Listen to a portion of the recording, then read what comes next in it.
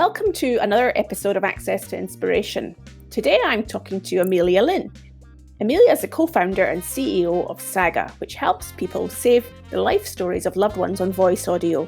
After working in Silicon Valley technology startups, both big and small, Amelia was inspired to use technology to help her own far-flung family to build deeper connections, which helped her mother and father record their life stories in their own voices, and using technology to make it easy. So I'm sure we're going to have loads to talk about today. Welcome, Amelia. Thank you so much for having me, Sue. I know you've got a really interesting background and it's played quite a key role in how Saga came to be in the first place. So perhaps we could start off by you telling us about your growing up in Texas and what it was like.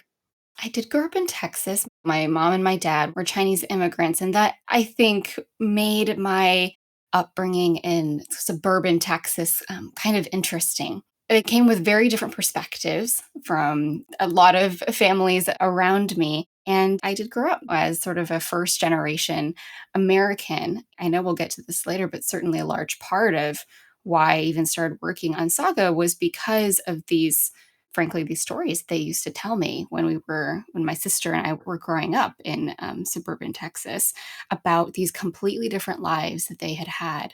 You know, we would be sitting around the kitchen table and my dad would be reading the newspaper with his feet up on the chair, but he would be telling us about what it was like when he was our age and how he had one pair of shirts and one pair of pants. And that was all he had to alternate between each day. It was just such a huge part of why we grew up, thinking about the world in a different way and just really appreciating, I think being grateful for how much we really had compared to them when they were our age. What were some of those stories that your parents shared with you about their reality of growing up? Education was a huge, huge part of our upbringing, and it was very much influenced by my own parents' experience. Having lived through the Chinese Cultural Revolution, my mother and father were both children in families that were heavily impacted by the revolution. And in particular, they lost out on schooling at an early age. So, for example, my dad, his formal schooling actually ended when he was age 12. So, his parents and older siblings were actually sent away to a labor camp in the countryside. And so at age 12, not only was he out of school, but he was head of the household for himself and his younger siblings. To imagine what that must have been like to take on that kind of responsibility at such an early age was and still is incredible to me. But I think what's even more amazing beyond that is that he actually continued his own education on the side. So he taught himself English from smuggled books that he and his friends would kind of pass around in between them. They would each get a couple weeks or maybe even only a couple days or a day or two with each book. And he taught himself math eventually from reading math textbooks while he was cooking rice for dinner for the family. He would teach himself to multitask. So the fact that my parents missed out on their own educations as children was a huge, huge factor in why they were so passionate about education and reading in our own upbringings. They were very lucky. Both of them eventually were able to return to college, but it was when they were much older. When they opened the colleges back up, there were very few spots relative to how many people wanted to apply for them because there had been all these generations that had missed out on schooling and they were all backed up. Everybody was applying for the same slots. And I remember my dad telling me that the test proctor came in and said, I just want to set expectations. It's going to be 1 out of 100 of you in this room who will get into a school, any school, 1 out of 100 of you. And that first year was the hardest to get back to school, and my mom and dad both got in part because of the self-teaching that they had continued on the side for so many years. And they went on to become international students, came here to the US, and they would be the first to tell you that they credit everything that they have been able to gain in life to education. It's what opened the doors for them. Well, it sounds like it was such a challenging way that they had to learn and then get that opportunity eventually to then continue their studies. No wonder it was such an important thing in your household. Give us an example of how that sort of manifested itself on a day-to-day basis. How did reading and education show up in your life that perhaps would be somewhat different to other people? One big thing for us was reading was everywhere in our house. Reading and books were a huge, huge part of our upbringing. And in fact, in one of the recordings I ended up making with my dad, he expressed it, I think, so vividly. He said, when I was growing up, books were my escape. My daily life was incredibly difficult, but with a book, I could go anywhere. I could see the rest of the world. And anywhere that you stood in our house growing up, it didn't matter what spot in the house you were standing, there was always at least one pile of books that you could see. Our bookshelves were just overflowing. We had stacks of books on the floors, on the windowsills, and corners, on the floor. Even today, if you go home to our house, there are just piles and piles of books everywhere. And for our birthdays, they would take us to the discount bookstore and we would be given maybe $10 to buy as many 25-cent and 50-cent books as we wanted. And that was the gift, which we thought was fantastic. Another big thing that we used to do, especially around reading, was trips to the library. We would go to the library and bring suitcases, like actual suitcases, because that's how many books we would borrow at a time. And the entranceway to the library was tiled. So when you rolled in the suitcase, it was very loud. It would go, clack, clack, clack, clack, clack, clack, clack. And it was very attention grabbing. And I felt very self conscious, but it didn't matter.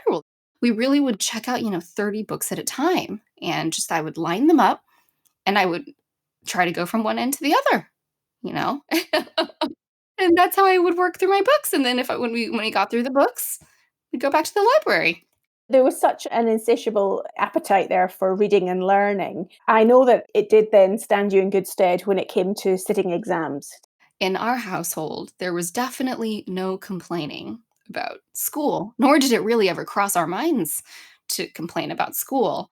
It was very clear to us that it was something you were grateful for, and I remember I can't tell you how many times my dad and my mom would say to us, "At your age, we would have given an arm and a leg to sit at a desk in a classroom like you all get to do."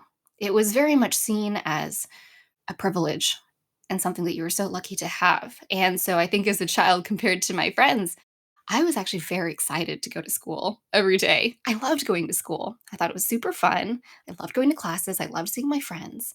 And I was sad when school ended.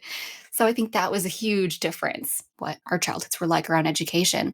And it did benefit me in school. I did quite well as a student. What was quite interesting about it was that my mom and my dad very much emphasized passion for learning. It wasn't about the grades. Truly, it wasn't. The grades, I think, were a great side benefit. But for them, they truly love learning. And I think that was what they passed on to us. Did manifest itself in academic ways. So there's a test here in the US called the SAT, which is a standard college admissions test. And I actually had the chance to take it when I was quite young. Typically, you don't take it until you are maybe about 11th grade, so just about to apply to college.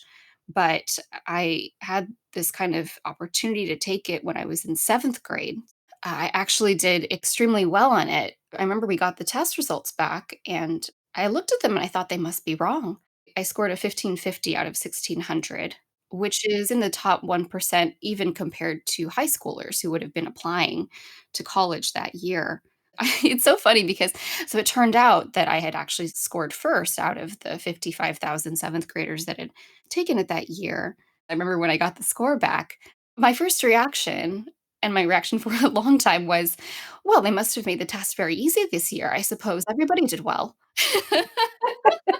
That's truly what I thought. It wasn't until much later that I found out that I had actually scored very well. And so that test score ended up kind of opening a lot of doors for me. I ended up being able to get a scholarship to some summer programs when I was very young.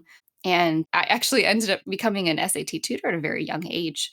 So I was an eighth grader giving tutoring classes to high schoolers and making very good money for it.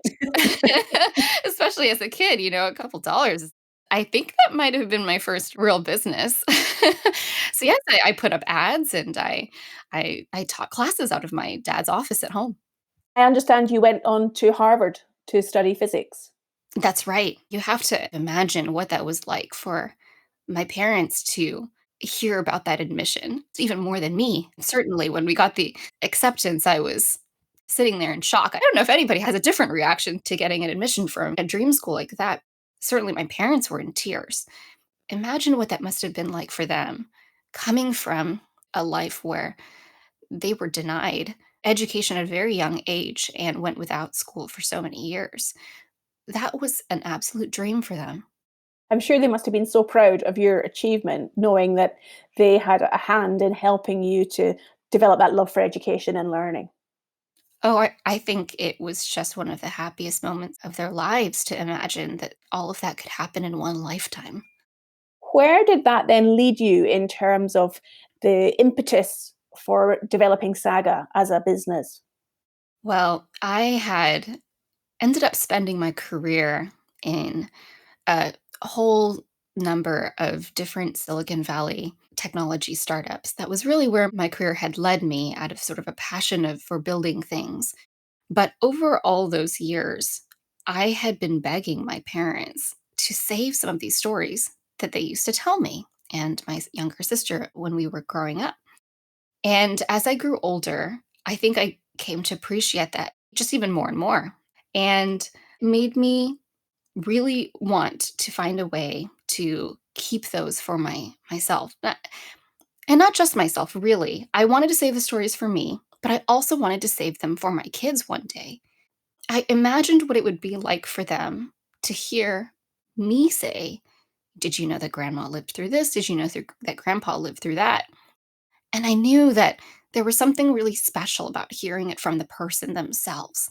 I had spent all these years begging them to do this, and they were very flattered. But, the response is always kind of, "Oh, that sounds great. I guess we'll do that when we retire. Maybe we'll write a book. Sounds like a pretty big project." And I really wanted to find a way to make it very easy for them. And especially because I live and work in California and they're in Texas, I'm not always with them in person for long enough to handhold them through what felt like this sort of very large and nebulous project. So I said, "You know what? Let me experiment with you, mom and dad. Would you be open to letting me try out a couple of things of how we could record these stories together?" And I left my job. I was a full time as a senior product manager at Udacity, which teaches online programming classes. And I left my job and kind of embarked on this idiosyncratic project with them. Was that a risk, did you think, at the time, to leave a full time employment and to try to develop this? Oh, it was terrifying. I don't know that I thought out thinking that that was something I could do. I really have to give a lot of credit to my partner, Kier, actually, who is really the one who kind of encouraged me and told me that it was something that he thought I could do. He said, "You've worked in so many startups. You've seen what happens. You know something about how to start this." And the more I thought about it, the more I thought, what really are the things that scare me about leaving my job to go work on this project? And as I kind of went down the list, I really thought about each one by one. They seemed less scary as I went on. I thought, well, here's how I'm going to deal with this one, and here's how I'm going to deal with this one. And by the time I got to the end, I thought, well, this actually isn't quite as scary as I thought it would be. And I really felt it was a win win. I thought, the worst that's going to happen is I will still figure out how to get recordings of my parents somehow, some way. I don't know how. Maybe they're going to write them for me. Maybe they're going to email me the stories. Maybe we'll video record them. Maybe we'll record them on voice. I'm not sure. I'm not exactly sure how we're going to get these saved, but somehow I'll get them saved. And so I'll finally have the thing that I've always wanted. But how wonderful would that be if on the way we could find something that actually made it easier for other families too? From the desire to combine almost modern methods of technology with a means of recording stories, it seems to me that what that also does is build connections. between family members and also builds connection with technology in a way. Absolutely. I thought I knew every story about my family. I know the stories from my dad, but I was actually shocked to realize how much more there was that I didn't even know. And when we started recording together, I would say a good half of the things that I heard were things that I did not know. I learned that there was a point in my mom's childhood when they had so little food that they were eating algae. I couldn't believe that. I couldn't believe I'd never heard that. And after I heard that recording, of course, you can imagine, I immediately followed up with my mom and said, "Oh my goodness, you have to tell me more about that time. I had no idea." And so it was absolutely an experience that, even though we are very close as a family, and I would certainly consider myself close to my parents, it brought us even closer, which I think was such a special and unique experience. I don't know that everybody would say that the experience of starting a business is one that brings you closer to your family. I think that sometimes it can be quite all consuming and, in fact, actually take us away a little bit or make it harder to find space for the people that we're closest with. But I think for me, I actually had quite a unique experience that we absolutely grew closer. And for me, that's one of the most fulfilling things about Saga is hearing from people who will reach out to us and tell us about the moments of connection with their loved ones. And I can imagine that to enable that connection to happen and for those stories to materialize, there needs to be a structure or a way of framing questions that draws people out. Because if I just said, "Tell me your story," then you might say, "Well, what do you want to know and what's important?" And there's not a structure or a way of delving deeper. How do you make that work within the system? Great question. And you're absolutely right. A lot of times, I think that these are conversations and experiences that many people actually want to start with family or other loved ones. And we struggle with how to start the conversation. One of the things that we ended up doing quite early on at Saga was providing questions and prompts, suggestions to get the conversation going. And that ended up being one of the most popular things that people would take advantage of was looking through this list of suggested questions that we had seen really work well with the other families that other families had enjoyed. So we actually provide quite a variety of prompts, things like what was the biggest trouble you ever got into when you were a kid? Or what went through your mind when you saw your child for the first time? Or what were some of the hobbies that you had before you became a parent that you had to give up when you became a parent? These things that are meant to prompt memories and oftentimes unearth pieces of someone's life that their kids or grandkids may never have heard. What you're making me think of there, Amelia, because those questions are past focused, they're history that people can learn from. I'm also imagining that when people share these things, it actually shapes the future and gives people a different sense of respect or just a different take on members of their family and perhaps how they interact and behave towards one another in the future. Have you had any sense of whether that actually happens or not? A lot of times, I would say that people will even start using Saga because in some ways that is their intention is wanting to look to the past in order to shape the future.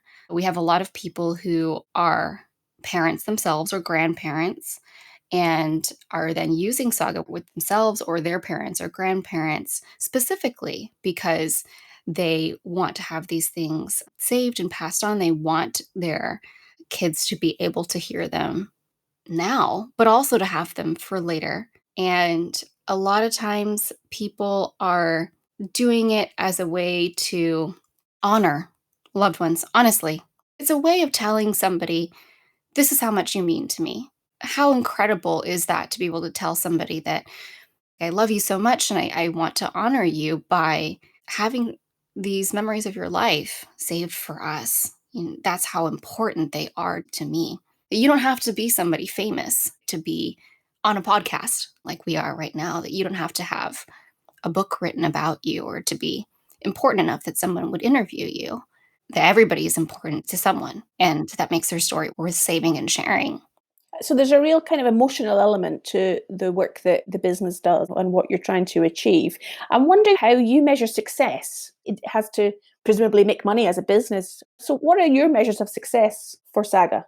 We've been extraordinarily fortunate in that about a year or so after we'd been running the business and we'd had customers and come in, and we actually attracted outside investment. There were people who really believed in our mission and the potential of the business as well, and wanted to come and support the next stage of growth for us. And so for us, looking ahead as to what is going to be the next thing, we are launching our first mobile application, and we're very, very excited about that. That's a big step that we've been waiting for. In fact, I know that it's the one that you and I have been talking about, is more ways to make the recordings easier and to make it easier just to save and share with your family. So that's a big milestone for us. But even bigger than that, really, is our vision of who we want to be able to use Saga. And I think the answer is, for us, it's every family. When I started the business, I remember looking into what services existed already for capturing and saving this, almost like a life interview with a loved one. And there are services, and they're quite expensive. You can actually hire somebody to come and bring professional video and audio equipment to your house and interview a loved one, but the median price is about $10,000. It's very much out of the reach for most average people. We suspected there would be many more people who would want to be able to save stories of loved ones. And so that's the dream for us. We want to give Saga to as many families as possible. I just know that when people use it, there will be a day in the future when they are so happy that they did. That's what I really look forward to. It seems to me, Amelia, that you're actually kind of changing the way that families communicate with one another through, if you look at it at a bigger mission sense.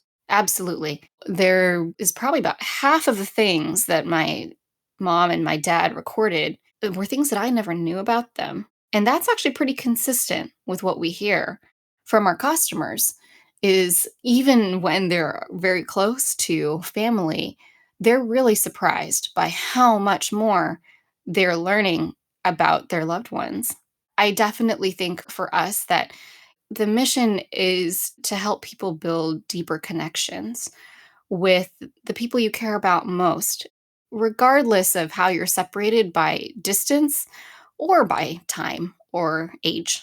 I'm really picking up three things that might summarize our conversation. One is determination, the other is drive, and the third is direction. And my sense that the experience of education that helped you shape where you went with your life and its direction has really been a core foundation of what you're doing now with Saga.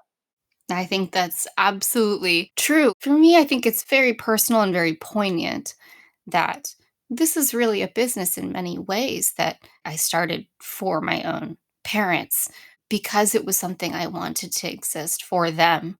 And so it's absolutely just meant the world to me to see it grow and attract investment support, and to see people come and sign up and tell us about the impact on their own families. And it makes me really happy that it's something I could do for them.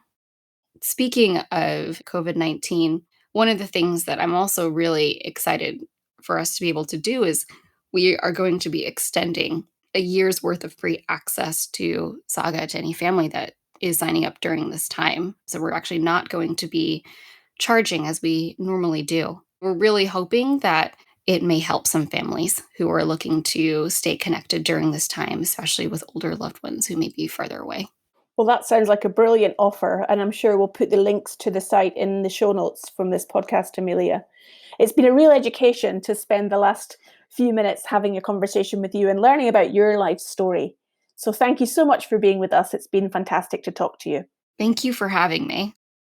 How fascinating it was to discover that Amelia's business, Saga, was in part created out of frustration due to a problem she had which she could not solve, and how that technology is now helping to create deeper connections in families. I've used Saga myself to record some of my expedition stories from the Arctic and the Antarctic, so I do hope you take advantage of their offer of a year's worth of free access to Saga during this COVID-19 crisis. The website is www.trysaga.com. If you enjoyed this podcast, please take a moment to leave us a review on Apple Podcasts or whatever platform you are using, or tell your friends about us so that we can continue to reach more listeners. That's all from me, Sue Stockdale. Next week, I will be speaking to eco-explorer Marlena Moreno and environmental consultant Shannon Rivera about why collaboration is vital in the world of conservation. I hope you will join us then.